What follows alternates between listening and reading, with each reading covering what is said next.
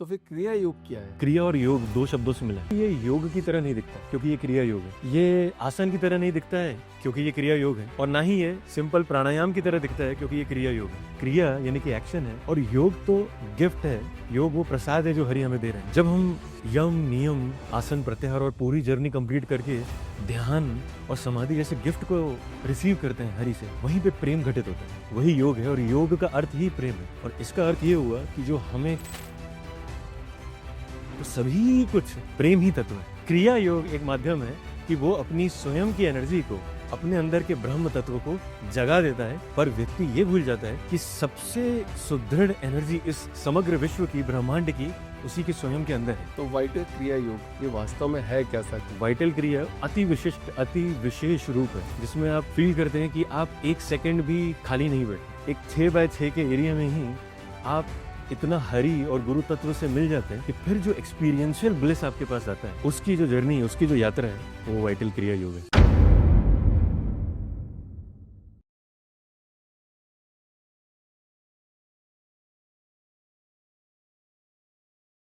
दीन जी, बहुत बहुत स्वागत है आपका द फाउंडर्स ड्रीम के अंदर।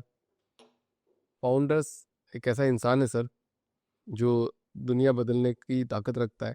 और वो कैसे होता है?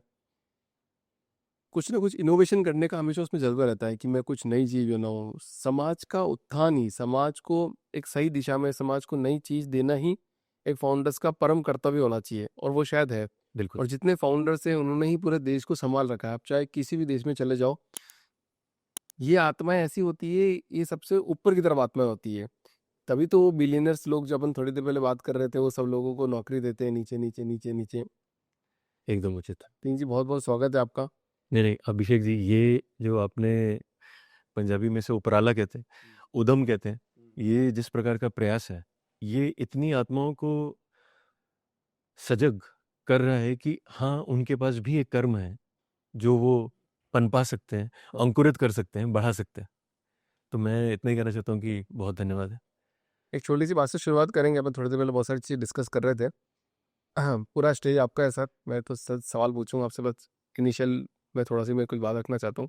मैंने आपको पूछा हंस। जी। आपको हंस शब्द का मतलब पता है सर? नहीं नहीं, आप मुझे प्रज्वलित करिए। अच्छा ठीक है। मैं जो भी मैं सुनता हूँ, पढ़ता हूँ किताबों में, वहीं से अपन सब चीज़ें लेते हैं, अपने गुरुओं से लेते हैं और चीज़ें। तो हंस, आप सांस छोड़ो, अभी आप सांस छोड़िए तो आपको साउंड आएगा। वो आता है है है। अब आप सांस लो तो स का साउंड आता है। अब उसके अलावा कुछ साउंड नहीं आता है। तो हंस ही एक ऐसा शब्द है जो पूरा आप में प्रज्वलित हो रहा है, ऊपर नीचे जा रहा है। अद्भुत है, अद्भुत। दूसरी बात मैं करना चाहूंगा कि भगवान कहाँ रहते हैं, उसका उत्तर मैं देता हूँ आज। एक बुक है विज्ञान भैरव तंत्र, छोटी सी बुक है एक। ऐसा बोलते हैं ना अपन, प्राण निकल गए, सांस निकल गई, तो प्राण छूटे, वहां जहां से अपनी सांस छूटी वहां पे एक गैप आता है, वहां भगवान है। जहां से प्राण अंदर गए वो है अपान। बिल्कुल। और जहां से वापस प्राण निकलने की कोशिश करी, जो गैप आता है, वहां ईश्वर की प्राप्ति होती है। क्या बात। तो बहुत बहुत आपको स्वागत प्राप्ति है हो आपका। चुकी है।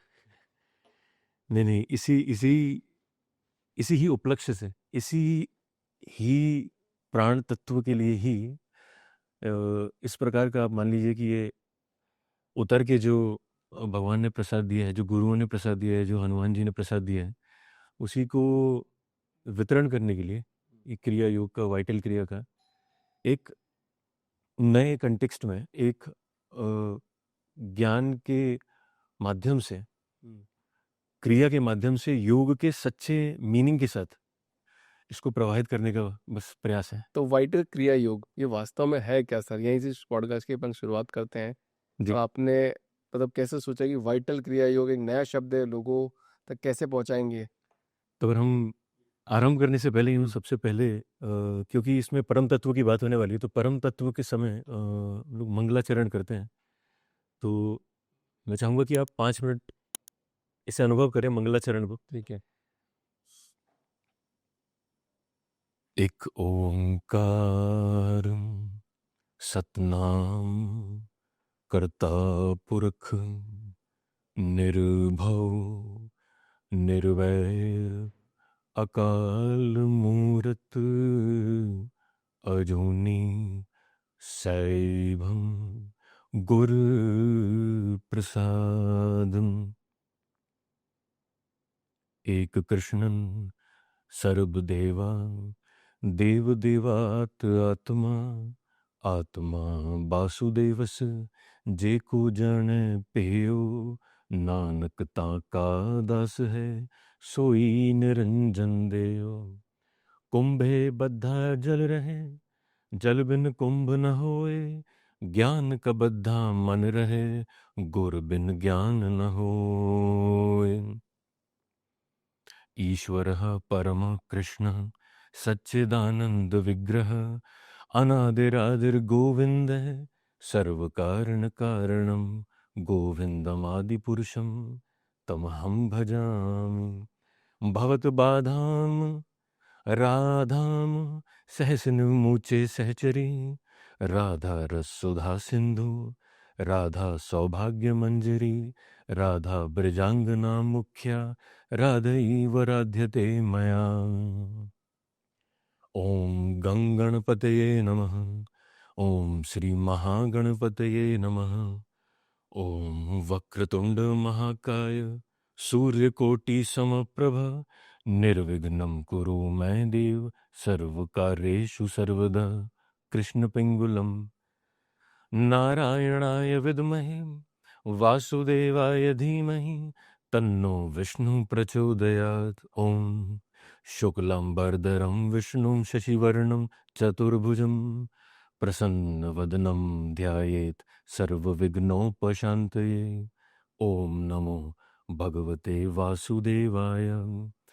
शान्ताकारं भुजगशयनं पद्मनाभं सुरेशं विश्वाधारं गगनसदृशं मेघवर्णं शुभांगं लक्ष्मीकान्तं कमलनयनं योगिभिर्ध्यानगम्यं वन्दे विष्णुं भवभयहरं सर्वलोकैकनाथम्। ओम नमः शिवाय। ओम नमो भगवते रुद्राय। ओम त्र्यंबकं यजामहे सुगंधिं पुष्टिवर्धनम् उर्वारुकमिव बन्धनात् मृत्युर्मुक्षीयमामृतात्। ओम तत्पुरुषाय विद्महे महादेवाय धीमहि तन्नो रुद्र प्रचोदयात्। ओम दुम दुर्गायै नमः। ओम ऐं ह्रीं क्लीं चामुण्डायै विच्चे। ओम ऐं सरस्वत्यै नमः। ओम क्रीं कालिकायै नमः।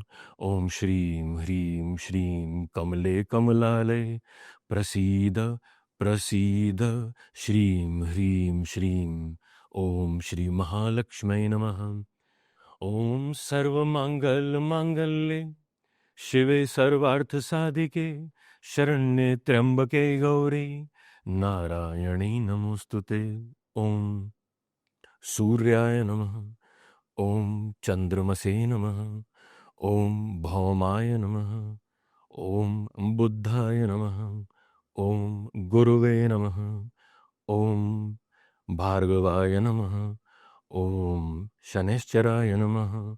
ओम राहवे नमः। ओम केतवे नमः। श्री राम राम रामेति रामे रमे मनोरमे सहस्रनाम तत्तुल्यं राम नाम वरानने। श्री राम राम रामेति रामे रमे मनोरमे सहस्रनाम तत्तुल्यं राम नाम वरानने। श्री राम राम रामेति रामे रमे मनोरमे सहस्रनाम तत्तुल्यं राम नाम वरानने। ओम राम रामाय नमः। ओम हम हनुमते नमः। ओम राम रामाय नमः। ओम हरिमर्कट मर्कटाय स्वाहा। आद्गुरे नमः। जुगाद्गुरे नमः। सत्गुरे नमः। श्री गुरुदेवै नमः।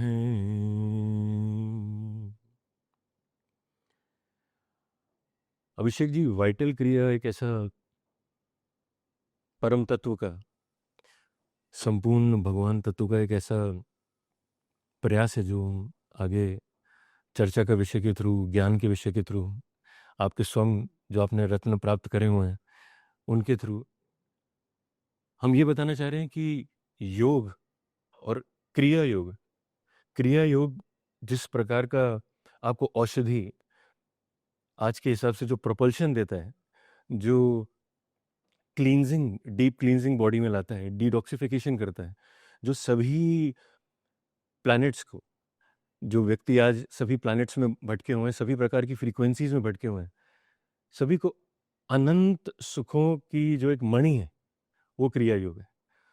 और वाइटल क्रिया उसी का ही एक अति विशिष्ट, अति विशेष रूप है, जिसमें आप फील करते हैं कि आप एक सेकंड भी खाली नहीं बैठे, एक सेकंड भी आपने मुद्रा नहीं लगाई, एक सेकंड भी आपने कुछ ध्यान सुनने का प्रयास नहीं किया। सभी कुछ क्रिया यानी कि एक्शन के थ्रू होता है। और एक 6x6 के एरिया में ही आप इतना हरि और गुरु तत्व से मिल जाते हैं कि फिर जो एक्सपीरियंशियल ब्लिस आपके पास आता है, उसकी जो जर्नी, उसकी जो यात्रा है, वो वाइटल क्रिया योग है। अभी आपने इतना शानदार मंगलाचरण किया सर, और मतलब मैं तो शायद आप कैमरे पर रिकॉर्ड भी हुआ होगा, मैं तो इतनी देर तक खोया ही था पूरा 100%। मतलब मैं तो आपके साथ था उस टाइम पे, और सारे भगवान के नाम में सुन रहा था, सभी देवी देवताओं के नाम में सुन रहा था। और इतने सारे देवी देवताओं भगवान के नाम एक ही मंगलाचरण में कैसे सर? देखिए अभिषेक जी, ये प्रश्न आपके हृदय से समग्र भारतवर्ष पूछ रहा है। ये आपके हृदय से एक समग्र मानवता जो किसी प्रकार सनातन सत्य से जुड़ी है, या जुड़ने का प्रयास अनंत सालों से करती आ रही है, तभी आत्माएं यहाँ पे भटक रही हैं।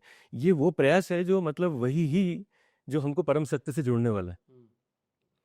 तो अनेक भगवान हैं, ये स्वयं में ही एक इस प्रकार से उस एक भगवान को, उस ओमकार के पीछे के भगवान को गुरु नानक इसीलिए एक ओमकार लगा गए कि नहीं, देखिए पीछे तत्व एक है, लेकिन जैसे ही अनंत में आया तो वो अनंत में इस प्रकार से आएगा कि उनकी लीला हम यहाँ बैठे बैठे केवल एक चक्रवात की तरह भटकते रह जाएंगे जब तक एक गुरु ना आए।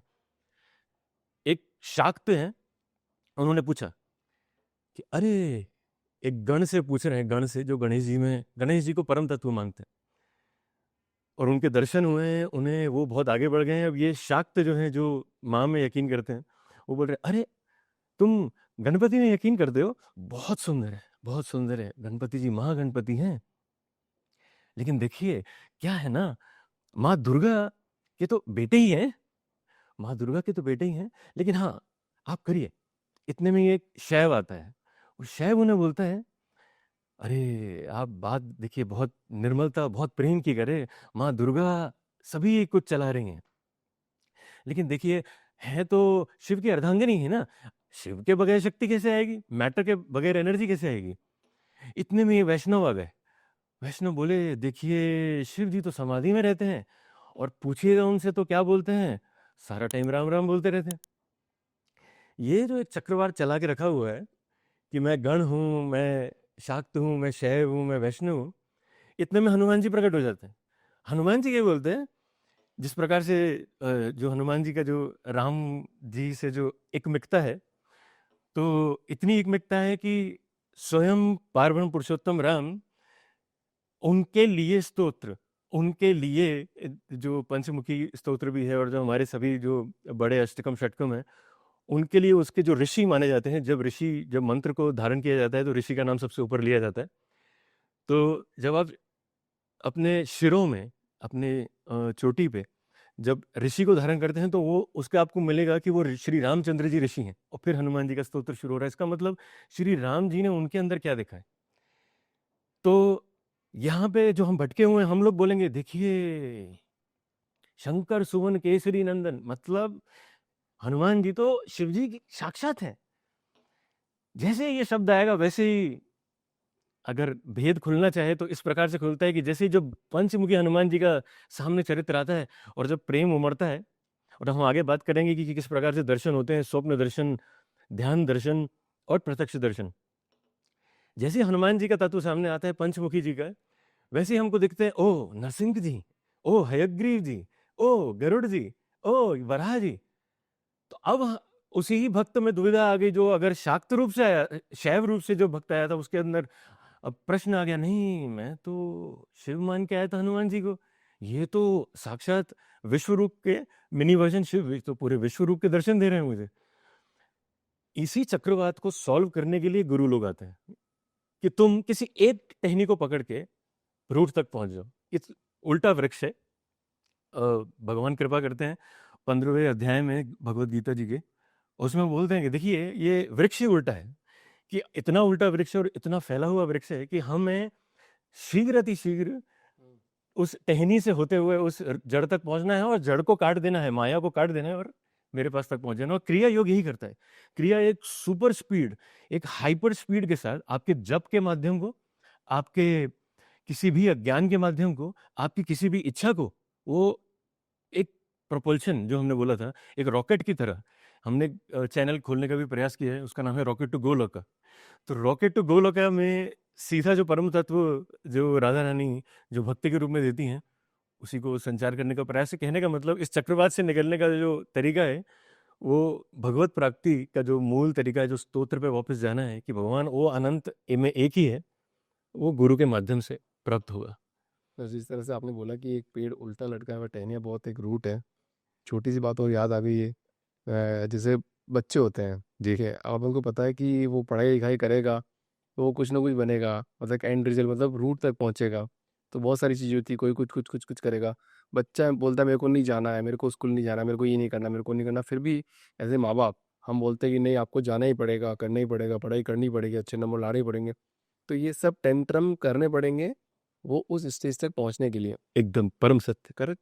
वैसे ही जितनी भी पूजा कर्म कांड, मूर्ति पूजा, या फिर आप जो भी, आप उसको टेंट्रम ही बोल दो पूरा, वो सब आप काम करते हो ना, वो सब आपको एक परम आत्मा से मिलाने का जरिया ही है। अद्भुत। हरि अनंत, हरि कथा अनंत है, बस इसी माध्यम से यही प्रयास है अभिषेक जी। अच्छा, आपने क्रिया योग को स्पिरिचुअल एनर्जी ड्रिंक कहा है, ठीक है, तो ये ट्रेडिशनल योगा या मेडिटेशन इतना पावरफुल क्यों है सर? इसको इस तरह से समझना पड़ेगा अभिषेक जी कि हम सबसे पहले योग को समझें। योग के तत्व में हमें जिस तरह से प्राप्ति हुई है, वो अष्टांग योग या 8 हिस्सों में जो इसकी प्राप्ति हुई है, वो हुई है बेस पे, यानी कि हमें यम पे रहना है। यम एक ऐसा बेस है, यम एक ऐसा सुदृढ़ बेस है कि अगर यम टूट जाए तो ऊपर नियम है, आसन है, प्राणायाम है, प्रत्याहार है, धारणा, ध्यान और समाधि।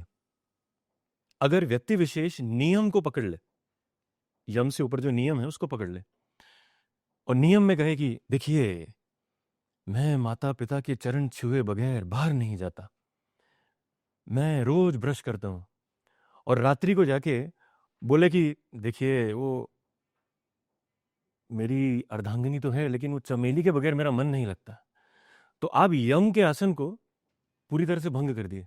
तो अब आपकी जो ऊपर की ग्रोथ है वो नहीं रहनी। आप बोले मैं प्राणायाम करता हूँ, मैं आसन में बैठता हूँ, और आसन और प्राणायाम इतने जुड़े हुए हैं अभिषेक जी की, अगर आप श्री कृष्ण की वाणी सुनेंगे भगवत गीता में, वो बोलते हैं कि देखिए मेरुदंड, ग्रीवा और मस्तक को केवल सीधा रख के बैठ जाइए, नाक की सीध में देखिए। इसका मतलब आसन में बैठते सार स्वयं प्राणायाम, स्वयं जो श्वास है वो हरि की तरफ जाने लगती है, क्योंकि वो उसका उद्गम है। विष्णु ही प्राण है, और प्राण जो हमारे अंदर है वो वहीं जा रहे हैं, वो हमको वहीं जोड़ रहे हैं, जिस तरह से आपने हंस की अद्भुत जो एक व्याख्या बताई है। तो यही प्रोसेस के थ्रू जब व्यक्ति वहां पहुंच रहा है, तो अब अगर वो ये बोल ले कि मैं प्राणायाम करता हूँ, मैं इस प्रकार से करता हूँ, मैं आसन करता हूँ, और रात को जाके वो सुरापान कर ले, जिस तरह से उसने सुरापान या मदिरा का सेवन करा, तो उसने फिर से यम को तोड़ दिया। आप किसी भी ऑफिस, किसी भी विशेष संस्थान पे देख लीजिए, वहां पे ये बोला जाता है डूज एंड डोंट्स, लेकिन असर डोंट्स का सबसे ज्यादा अधिक होता है। डोंट्स में कहा जाता है कि अगर किसी व्यक्ति विशेष ने जो न करने वाली चीज को कर दिया, आपने जो करने वाली योग्य चीज है उसको थोड़ा कम भी करा, तो आपका सुपरवाइजर, आपका बॉस इतना थोड़ा ही बोलेगा। लेकिन आपने डोंट्स वाली चीज कर दी, डोंट्स वाली चीज की अगर कोई हरकत, किसी प्रकार की घटना घटी, तो वो सीधा बोल देंगे देखिए 3 महीने का ये है हिसाब है, और या तो अगर कुछ भीषण समस्या हुई तो एक दिन में उसी क्षण भी निकाला जा सकता है। मतलब डोंट्स इतना कीमती है कि हमारे ऋषि मुनियों ने हमें डोंट्स को सबसे मूलाधार पे रख के उसको बोला कि देखिए, यम को भंग मत करिए। जैसे यम भंग होगा, आपकी ग्रोथ पूरी नीचे आ जाएगी। आप जो सांस को चढ़ाए, आप क्या दर्शन करोगे, आप क्या दिव्य ध्वनि सुनोगे, आप क्या दिव्य गंध को महसूस करोगे, क्योंकि आपने यम को भंग कर दिया। तो बार बार इसीलिए गुरु तत्व जो आते हैं, जो हमको चक्रवात से बचाने के लिए आते हैं, वो गुरु तत्व हमको यही बोलते हैं कि देखो, यम पकड़ लो। तुम नियम कम भी करोगे ना, तो नारायण उठा लेंगे। तुम राम राम थोड़ा भी बोलोगे ना, चलेगा। लेकिन तुम अगर यम को बार बार तोड़ते चले जाओगे तो भंग हो जाएगा। तो योग के अनुसार ऊपर चढ़ना यही है। उद्दीन जी, आपने बता दिया योग है, तो फिर क्रिया योग क्या है? अभिषेक जी, क्रिया योग, क्रिया और योग दो शब्दों से मिला है। जब हम यम, नियम, आसन, प्रत्याहार और पूरी जर्नी कंप्लीट करके ध्यान और समाधि जैसे गिफ्ट को रिसीव करते हैं हरि से, वहीं पे प्रेम घटित होता है। वही योग है, और योग का अर्थ ही प्रेम है।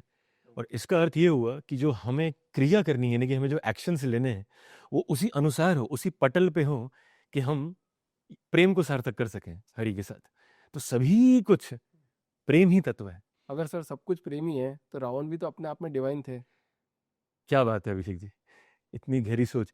तो हमें इस तरह समझना होगा कि जो चार बालक ब्रह्मा जी के सनत कुमार पहुंचे हैं द्वार पे नारायण के दर्शन करने के लिए, अब दो द्वारपाल उन्हें मना कर रहे हैं कि नहीं नहीं, प्रभु की आज्ञा है, आप नहीं मिल सकते।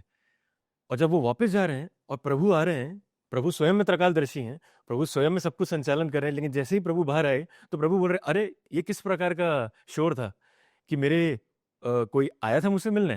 कहते हैं, हाँ प्रभु आए थे मिलने, आपके ही भक्त थे। अरे तुमने मुझे भक्तों से नहीं मिलने दिया, तो तुम आ जाते। नहीं नहीं प्रभु, आप ही की आज्ञा थी। नहीं नहीं नहीं, जय विजय, बहुत गलती हो गई। जिस तरह से ये गलती घटती है, तो प्रभु उनको एक ऑफर देते हैं कि जय विजय, उन्होंने जो तुम्हें श्राप दिया है कि अब तुम भी मुझसे दूर रहोगे, का अर्थ यह है कि तुम्हें 7 जन्मों के लिए पृथ्वी पे जाना होगा। प्रभु नहीं, प्रभु 7 जन्म हम नहीं जा सकते। प्रभु ये तो बहुत अधिक। नहीं नहीं, चिंता मत करो, 7 जन्म मेरे भक्त ही रहोगे। नहीं प्रभु, 7 जन्म आपके लिए सभी लोग धरती से यहाँ पे आने का प्रयास कर रहे हैं, आप हमें वहीं भेज देंगे। जय विजय, एक काम और किया जा सकता है, तुम 7 जन्म के बजाय 3 जन्म मेरे शत्रु बन जाओ। प्रभु ठीक है, प्रभु ठीक है, प्रभु ठीक है। तो जय विजय उसी क्षण रेडी हो गए, जैसे उन्होंने सुना कि 3 जन्मों के लिए ही प्रभु से दूर रहना। उन्होंने शत्रु शब्द सुना ही नहीं। ये प्रेम है कि प्रभु से दूरी ना बर्दाश्त हो। प्रभु से वो 7 जन्म दूर नहीं रहना चाहते। प्रभु की वो, उन्हें शत्रुता मंजूर है, लेकिन दूर नहीं रहना चाहते। तो प्रेम ही आगे जाके उस चीज का आधार बन गया कि प्रभु को जो धरती पे आके कल्याण करना था, उसका भी आधार वही प्रेम है कि जय विजय 3 जन्म में राजी हो गए। करेक्ट।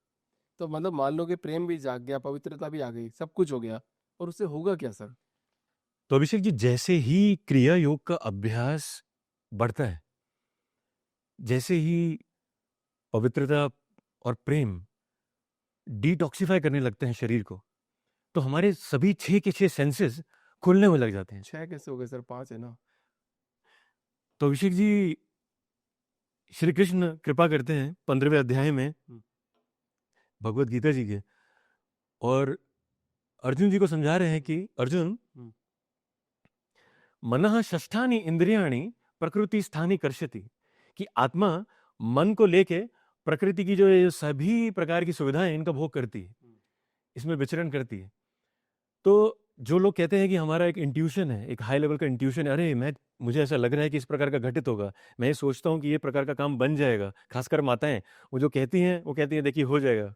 क्यों? क्योंकि जो उनके जो सारे बॉडी पार्ट्स हैं इतनी एक्टिविटी करती हैं कि वो सहज ही ओपन हो रहे होते हैं। तो जिन जिन की जो इंट्यूशन पावर ऊपर में होती है, उसी को श्री कृष्ण बता रहे हैं कि छठवीं इंद्री कोई खास नहीं, सिक्स्थ सेंस कुछ खास नहीं, वो स्वयं में मन है। तो जिस तरह से डिटॉक्सिफिकेशन बढ़ता जाता है, उसी प्रकार से हमारी मैल, हमारा मन साफ होता जाता है, हमारा मन अपने स्थान पे आ जाता है। मन का स्थान आज्ञा चक्र है। मन जिस तरह से अपने स्थान पे आता है, मन की जैसे ही निर्मलता बढ़ती है, मैल छूटती है, तो हमें हमारे सभी सेंस ऑर्गन्स कुछ डिवाइन, कुछ अद्भुत दिखाने लगते हैं।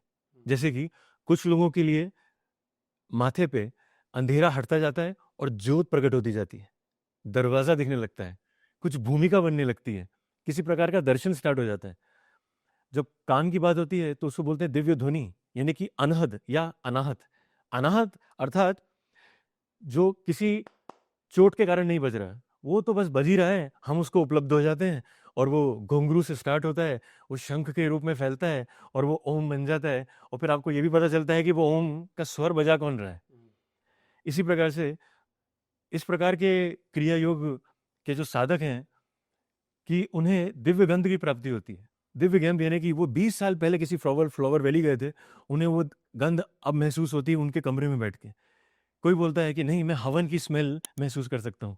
कोई बोलता है नहीं, मुझे वैजंती माला आ गई है। कोई बोलता है नहीं, मुझे चमेली आ गई है, यानी कि हनुमान जी से नज़दीकी हो गई है, यानी कि नारायण से नज़दीकी हो गई है। इसी प्रकार से जब भेद खुलते हैं तो टंग पे यानी कि जिह्वा पे अमृत का ड्रॉप आ जाता है। इसी प्रकार से कंपन यानी कि शरीर के हिसाब से आप फील कर पाएंगे, जब आप क्रिया योग में आते हैं आप फील कर पाते हैं कि कंपन अब मेरे नेवल के पीछे आ चुका है, कंपन अब मेरे हार्ट के पीछे आ चुका है, कंपन अब मेरे गले के पीछे आ चुका है। सभी आपके जो अंग हैं, सभी आपके जो सेंसेस हैं, छयों की छयों, वो आपको दिव्य दर्शन और दिव्य अनुभूतियां कराने लगती है। दीन जी बताइए कि क्या हम सच में नॉनवेज भगवान को अर्पित करते हैं और क्या भगवान नॉनवेज खाते हैं? अभिषेक जी, साधकों को समग्र विश्व को समझने की जरूरत है कि साइंस अभी से इस बात तक पहुंची ही नहीं है कि हमारे दो स्टमक्स होते हैं। हम्म, हमारे अंदर दो स्टमक होते हैं, एक वेजिटेरियन को पचाता है, एक नॉन वेजिटेरियन को पचाता है। ऐसे कैसे पचाएगा नॉन वेजिटेरियन को? तो जब हम खाना खाते हैं तो पूरा तो दिखता है कि एक ही पेट के अंदर जाएगा, तो आप दो बोल रहे हो कि दो पचाते हैं, तो कैसे हो सकता है दो? देखिए, एक्सरे उस बात तक पहुंचा ही नहीं है। हाँ। और अगर हमारा एक ही पेट है तो हम भगवान को नॉनवेज खिलाते हैं। अभिषेक जी, इस बात का आंसर करने के लिए हमें तुरंत अपना ध्यान एंटार्क्टिका में ले जाना चाहिए। एंटार्क्टिका में अगर मनुष्य रहता है, उसका भोजन वहां पे क्या है? मांस ही खाते हैं मतलब। इसी प्रकार से अगर हम डेजर्ट चले जाएं, हाँ। रेगिस्तान में चले जाएं और वहां कुछ ना हो, तो वहां क्या व्यक्ति विशेष खाएगा? तो भी सांप बिच्छू मार के खा लिया है। बिल्कुल सही। इसका अर्थ ये हुआ कि उन मनुष्यों में भगवान है या नहीं है? है। अगर उन मनुष्यों में भगवान है तो श्री कृष्ण कृपा करके हमें 15th अध्याय में एक विशेष युक्ति समझा रहे हैं, विशेष एक लाइन समझा रहे हैं कि हे मनुष्यों, अहम वैश्वानरो भूत्वा प्राणी नाम देहम आश्रितः प्राण अपान समायुक्त पचामन्नम चतुर्विधम। कि साधक को यह समझने की आवश्यकता है, संसार को यह समझने की आवश्यकता है कि प्रभु तो अंदर हमारे ही स्टमक में बैठ के जठर अग्नि के रूप में खाने को पचा रहे हैं। सब कुछ बचा रहा है। तो ये नॉनवेज कहाँ आ गया इस बीच में? तो जो आप ग्रहण करेंगे हरि ने पचाना है, इसका मतलब या तो कोई हम ये बोलें कि दो ईश्वर हैं, तो दो ईश्वर अलग अलग काम कर रहे हो, ऐसा तो अभिषेक जी, ये साधक को, संसार को डिस्क्रिशन डिसर्नमेंट रखना होगा कि वो प्रभु को क्या खिलाना चाहते हैं। चाहे वो वेज हो चाहे नॉन वेज हो। अरे दीन जी बताइए, वीर्य, घी और परम शांति, ये सब आपस में कैसे जुड़े हैं? अद्भुत प्रश्न है अभिषेक जी। देखिए, जर्नी है रिफाइनमेंट की, जर्नी है मटेरियल से सटल की तरफ जाने के लिए। भले ही सटल स्वयं में कितना स्थूल हो, सटल अपने ही पिछले रूप से थोड़ा सा ही मटेरियली मेलो डाउन होता है। तो अगर आप दूध की बात करें तो दूध से दही है, दही से मक्खन है, और मक्खन से घी है, और घी एक स्वयं में ही औषधि है, घी में अनंत गुण है। इसी ही प्रकार से जो हमने भोजन करा, उससे जो शाइल या रसा बना, रसे से ही मांस है, मांस में ही हड्डी है, हड्डी से ही मैरो है, और बोन मैरो में ही वीर्य है, ओवरी है, और वीर्य में ही आत्मा है। और ठीक इसी तरह से प्रभु कृपा करके भक्ति योग 12वें अध्याय में समाज को समझा रहे हैं अर्जुन के माध्यम से कि कर्म से ज्ञान श्रेष्ठ है, ज्ञान से ध्यान श्रेष्ठ है, ध्यान से भी श्रेष्ठ त्याग है, और त्याग में परम शांति है, और परम शांति में स्वयं भगवत प्राप्ति है। अभिषेक जी, यही ही योग की, क्रिया योग की एक्सपेडाइटेड जर्नी है कि मूलाधार पे पृथ्वी तत्व है, तो स्वादिष्ठान पे जल तत्व है, जल से भी सटल अग्नि है, अग्नि से सटल वायु है, वायु से सटल आकाश है, लेकिन आकाश से भी सटल मन है, और मन इसीलिए आज्ञा चक्र पे अपना घर मानता है। और इसी जो हमने बात करी थी कि जो चक्रवात से स्वयं गुरु आके हमें बचाते हैं, वो हमारे मन को आज्ञा चक्र पे ले आते हैं, और वहीं से दिव्य दर्शन स्टार्ट होता है।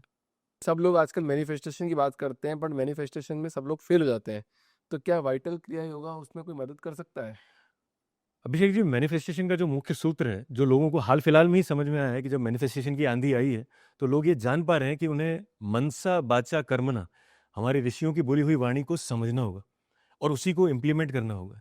अब मन यदि सर्वाइवल इंस्टिंक्ट्स में यानी कि मूलाधार पे बिजी है, या वो अपनी इच्छाओं में बिजी है स्वादिष्ठान में, या वो पैशनेट होके मात्र अग्नि तत्व में बिजी है, तो वो अपने स्थान पे नहीं है।